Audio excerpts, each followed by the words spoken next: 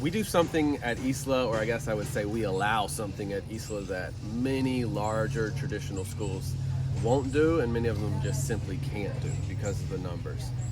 Because of the numbers, and sometimes because of the strict regulations that exist within their bigger system. At ISLA, we give our high school students and some middle school students as well the opportunity to pursue independent study courses, meaning they can propose a course, they can choose something outside of our traditional offering and then do it on their own.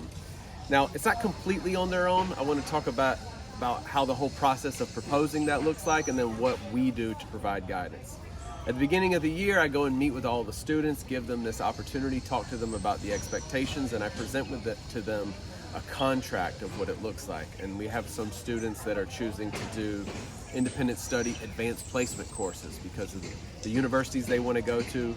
It would be a great benefit for them to have some of these credits on their transcript. We have some students that know they want to study in countries with a different language than English or Spanish, so they might put some of their energy into improving their language in that area. The student proposes the course title, and then they submit which resources they're going to use, and most importantly, which resources they're going to use for evaluation. They present that to their parents and their teachers. Those things are approved by both of them and then submitted to me for final approval. And one of the things that I'm looking at or looking for is a way to measure progress.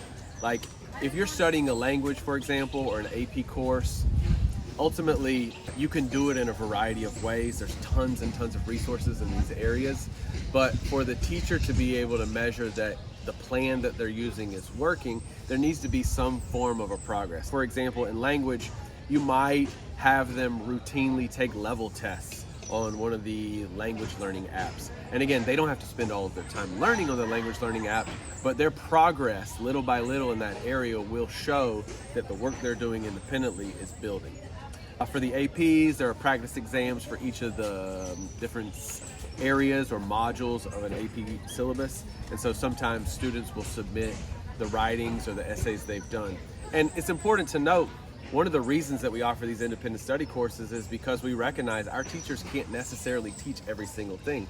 We don't expect our teachers to know how to, for example, give direct feedback to a student on German language or on an AP course that's outside of their field of expertise. We're open and honest about that, but we can give guidance and feedback on the study plans that a student uses or the resources that a student chooses to present. Throughout the course of the year or the semester, however long the course is, the teacher is checking in with the student on a frequent basis to make sure that there's some level of progress. If there's no progress, at some point a teacher will say, hey, perhaps we should make a different plan, right?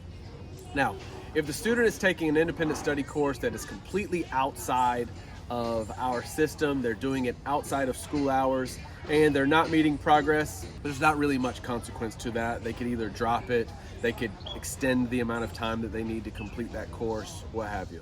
But if they are proposing a course that they want to take instead of an ISLA course, like for example, the language one, if they want to take German instead of Spanish, the risk that we have is that we don't want them to not complete the German and also not receive a credit in foreign language for Spanish. Our teachers are a bit more on top of them in terms of progress to make sure that they're meeting the minimum standard of what it would take to receive a credit.